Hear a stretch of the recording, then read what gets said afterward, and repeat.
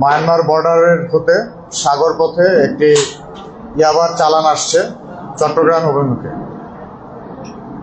গুপ্ত তথ্যের ভিত্তিতে আমাদের অভিযানিক টিম 15 নম্বর ঘাট এলাকায় গমন করে এবং সেখান থেকে নৌযানে করে আমরা সাগরের ভেতরে চলে যাই এবং সেখানে সাগরের মাঝখানে একটি ফিশিং বোটে 9 জন আসামি সহ 3টি ইয়াবার বস্তা পাওয়া যায়। মাছ যে ধরনের বস্তায় ক্যারি করে সেই ধরনের বস্তার ভিতরে ইয়াবা ছিল, 3টি বস্তা পাওয়া যায়।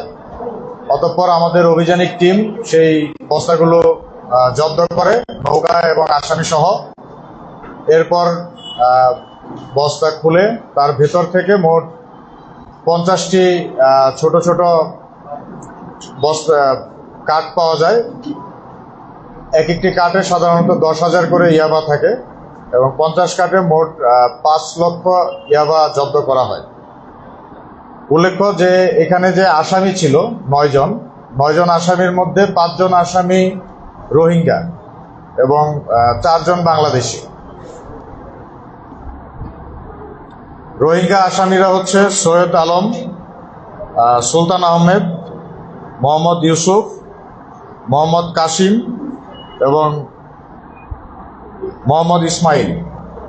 তারা সবাই কক্সবাজারের যে রোহিঙ্গা ক্যাম্পগুলো রয়েছে এই বিভিন্ন ক্যাম্পে বসবাস করে এবং তারা এই ইয়াবা ব্যবসায়ের সাথে বেশ কিছুদিন যাবৎ জড়িত আছে বলে তারা নিজেরাই স্বীকারোক্তি দিয়েছে। এছাড়া সাথে আরও যে 4 জন বাংলাদেশি ব্যক্তি পাওয়া যায়, শাহ আলম, আজমউল্লাহ, মোহাম্মদ ফারুক এবং সানাউল্লাহ, এই 4 জনেরও বাড়ি টেকনাফ এলাকাতে এবং তারা দাবি করেছে যে তারা ফিশারম্যান এবং এই বোটটি তারা প্রায় 4 মাস ধরে মালিকের কাছ থেকে ভাড়া নিয়ে ব্যবহার করছে। ইয়াবা এবং আসামি সমূহ জব্দ করার পরে আমরা এগুলো গণনা করি এবং তা অতঃপর 15 নম্বর ঘাটে নিয়ে আসি।